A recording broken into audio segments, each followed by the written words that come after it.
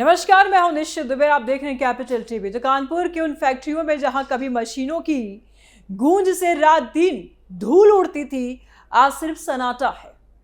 झाग वाले टब खाली पड़े हैं, मजदूर बेरोजगार सड़क पर घूम रहे हैं और छोटे छोटे उद्योगपति अपने आंसू पोंछते हुए कह रहे हैं, भाई अब बंद होने वाला है सब कुछ। यहाँ ये कोई फिल्म नहीं है, हकीकत है। कानपुर और कानपुर देहात की 500 से ज्यादा डिटर्जेंट फैक्ट्रियों में 90% यूनिट्स में काम ठप हो चुका है। सिर्फ 10% बड़ी कंपनियां किसी तरह सांस ले रही है। वजह है कच्चा माल का भयंकर संकट। और यह संकट कोई लोकल नहीं, यह ईरान अमेरिका जंग की सीधी मार है। हॉर्मोज स्ट्रेट बंद, क्रूड ऑयल की सप्लाई रुकी, पेट्रोकेमिकल्स की कीमतें आसमान छू रही है। लैप्सा का दाम 140 रुपए से सीधा 250 रुपए प्रति किलो, पॉलीमर 68 से 93 रुपया, सोडा भी 26.5 यानी कि 26.5 से लेकर 30 रुपए तक हो गया है। छोटे कारोबारी घाटे में डूब रहे हैं, बड़े ब्रांड से टक्कर नहीं ले पा रहे हैं। छटनी शुरू हो गई है, हजारों परिवारों की रोजी रोटी पर तलवार लटक रही है। 4000 करोड़ का सालाना टर्नओवर वाला ये उद्योग अब मौत के मुंह में है। मिडिल ईस्ट जंग ने डुबोई फैक्ट्रियां। अब गहराई में उतरते हैं, क्योंकि ये बात सिर्फ एक खबर नहीं है, ये आग है जो धीरे धीरे पूरी देश की तरफ फैल रही है।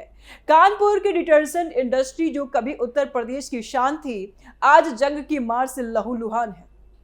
500 से ज्यादा यूनिट्स पनकी, दादानगर, फजलगंज, रनिया जैसे इलाकों में फैली हुई है।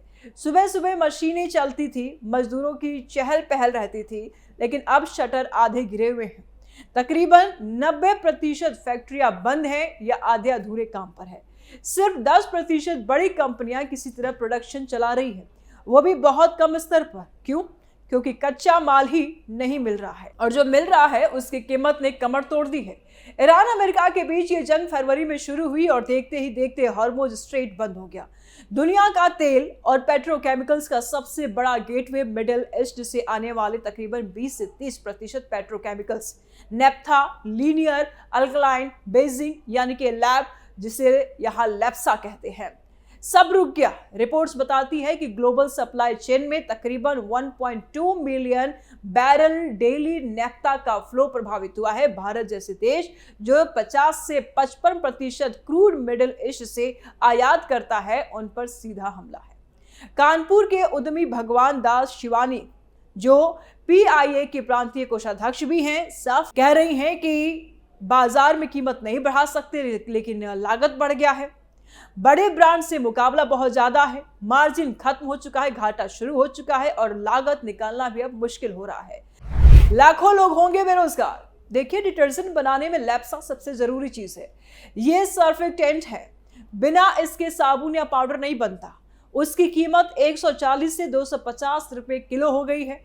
पॉलीमर, जो पैकिंग और फार्मूला में आता है, 68 से 93 रुपया उसकी कीमत हो गई है। सोडा 26.5 रुपये से 30 रुपया प्रति किलो के हिसाब हो गई है और एक महीने में 40 से 50% बढ़ोतरी हुई है। छोटे और मध्यम उद्योगपति जो 70 से 80% प्रोडक्शन पर निर्भर थे, अब घुटनों पर आ गए हैं। प्रकाश अंसवानी जैसे उद्यमी चेतावनी दे रहे हैं, छटनी शुरू हो चुकी है। मजदूरों को कम दिन या काम या छुट्टी पर भेजा जा रहा है। हजारों परिवार बेरोजगार होने वाले हैं। 4000 करोड़ का टर्नओवर, लाखों लोगों का पेट पालने वाला ये इंडस्ट्री अब अस्तित्व की लड़ाई लड़ रहा है।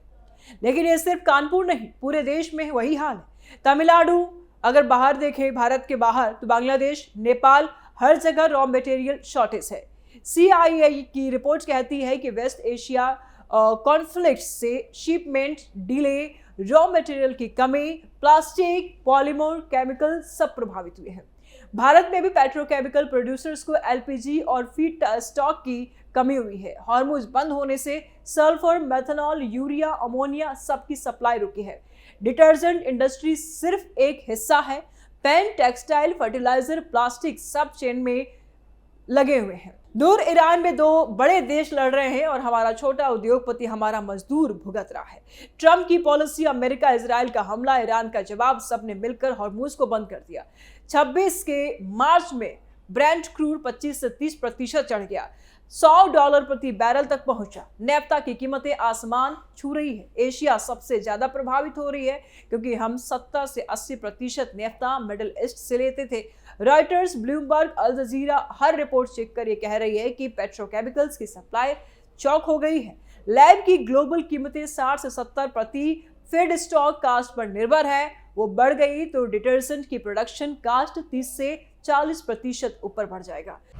कानपुर के व्यापारियों के कटे हाथ। कानपुर में छोटे उद्योगपति बड़े ब्रांड से टक्कर नहीं ले पा रहे हैं, मार्जिन जीरो है, घाटे में चल रहे हैं। सरकार से गुहार है कि कच्चे माल पर कंट्रोल करें, राहत पैकेज दें, लेकिन क्या हो रहा है? कुछ भी नहीं।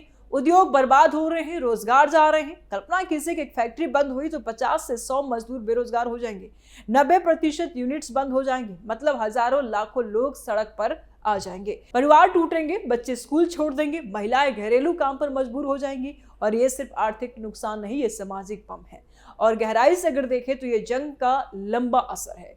हॉर्मुज अगर लंबे समय बंद रहा तो ग्लोबल इकोनॉमी पर असर पड़ेगा, भारत का इंपोर्ट बिल भी बढ़ेगा, रुपया कमजोर हो जाएगा, महंगाई आसमान छुएगी। डिटर्जेंट महंगा हुआ तो हर घर प्रभावित होगा। बड़े ब्रांड शायद टिक जाए लेकिन छोटे तो मर ही जाएंगे। और ऐसे में एमएसएमई का कत्ल हो जाएगा। 4000 करोड़ का इंडस्ट्री उत्तर प्रदेश की अर्थव्यवस्था का हिस्सा है। अगर ये गिरा तो chain reaction, suppliers, transport, packing सब प्रभावित होगा। कई सोर्सेज की रिपोर्ट्स बताती है कि प्लास्टिक इंडस्ट्री सबसे ज्यादा प्रभावित हुई है। पॉलीमर रेजिन्स मिडिल ईस्ट से आते हैं और अब डीले हो रही हैं। 50 से 60% प्राइस हाइक हो चुके हैं। कानपुर में भी वही हाल है। सल्फ्यूरिक एसिड जो डिटर्जेंट इंटरमीडिएट्स में यूज होता है, उसकी सप्लाई रुकी है क्योंकि सल्फर क्रूड रिफाइनिंग से आता है।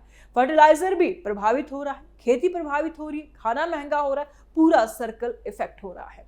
अब सवाल ऐसे में ये उठ रहा है कि सरकार कुछ एक्शन ले रही है, क्योंकि इस जंग में हजारों फैक्ट्रियां बंद हो जाएंगी, लाखों नौकरियां गई तो सामाजिक अशांति भी फैलेगी। कानपुर पहले से टेक्सटाइल क्राइसिस से जूझ रहा है और अब डिटर्जेंट शहर की अर्थव्यवस्था चरमरा सकती है।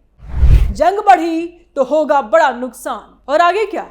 अगर जंग बढ़ी तो और बुरा हाल होगा। Straight of Hormuz 20% global oil handle करता है, बंद रहा तो रिसेशंस होंगे। भारत में भी इसका खतरा बढ़ सकता है, तकरीबन इन्फ्लेशन 8 से 10% ज्यादा बढ़ सकता है। हालांकि भारत ये कह रहा है कि हमारे पास रिसोर्सेज बहुत है, मजदूरों के पास काम नहीं होंगे, खर्च नहीं, डिमांड गिरेगा, छोटे उद्योग मरेंगे और बड़े मुनाफा कमाएंगे।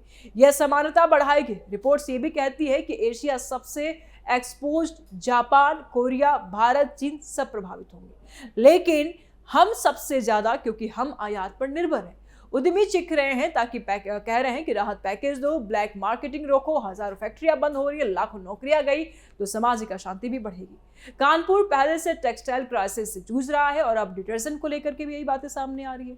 शहर की अर्थव्यवस्था चरमरा रही है और ये जंग सिर्फ ईरान अमेरिका की नहीं, ये हर गरीब भारतीय की जंग बन गई। दूर की आग ने किचन को तो इफेक्ट किया ही है, साथ ही साथ अब बाथरूम को भी इफेक्ट कर रहा है। मजदूर कह रहे हैं साहब काम दो, उद्योगपति कह रहे हैं माल दो, सस्ता माल दो, लेकिन कोई सुन नहीं रहा है। ये संकट सिर्फ आज का नहीं है, कल का भी है। अगर हरबूज खुल भी गया तो सप्लाई चेन रिस्टोर होने में महीने लगेंगे, कीमतें नीचे आने में टाइम लगेगी। तब तक कितने उद्योग डूब जाएंगे, कितने परिवार बर्बाद हो जाएंगे। और ये कहानी यही खत्म नहीं होती है सिर्फ कानपुर की डिटर्जेंट फैक्ट्रियों पर। ऐसी अभी दशा है, हो सकता है कि पूरे देश की चेतावनी बन जाए। ईरान जंग ने दिखा दिया कि दूर का तूफान कितनी तेजी से घर की नींव भी हिला सकता है। कई फैक्ट्रियां बंद होंगी, हजारों मजदूर बेरोजगार हो सकते हैं, 4000 करोड़ का इंडस्ट्री लहूलुहान हो सकता है। यह सिर्फ नंबर नहीं है, ये इंसानी दर्द है। सरकार को अब सोचना होगा, एमएसएमई को बचाना होगा, राहत पैकेज, सब्सिडी, कच्चे माल पर कंट्रोल, लोकल अल्टरनेटिव्स बढ़ाने होंगे सबसे ज्यादा जरूरी, वरना एक इंडस्ट्री गिरेगी तो दूसरी गिरेगी। डिटर्जेंट से शुरू होंगी, प्लास्टिक, पेंट्स, टेक्सटाइल, फूड सब चेन होंगे। महंगाई बढ़ेगी, बेरोजगारी बढ़ेगी, अर्थव्यवस्था लड़खड़ाएगी और ये जंग सिखा रही है कि आत्मनिर्भरता अब जरूरी बन गया है। ये संकट हमें याद दिलाता है कि शांति ही सबसे बड़ा विकास है। जंग कहीं भी हो, मार हर गरीब पर पड़ती है। अपनी राय आप जरूर दें कमेंट बॉक्स में। वीडियो को लाइक करें, ज्यादा से ज्यादा शेयर करें, चैनल को सब्सक्राइब करें। जल्द मिलते हैं नए अपडेट के साथ। दीजिए इजाजत, नमस्कार।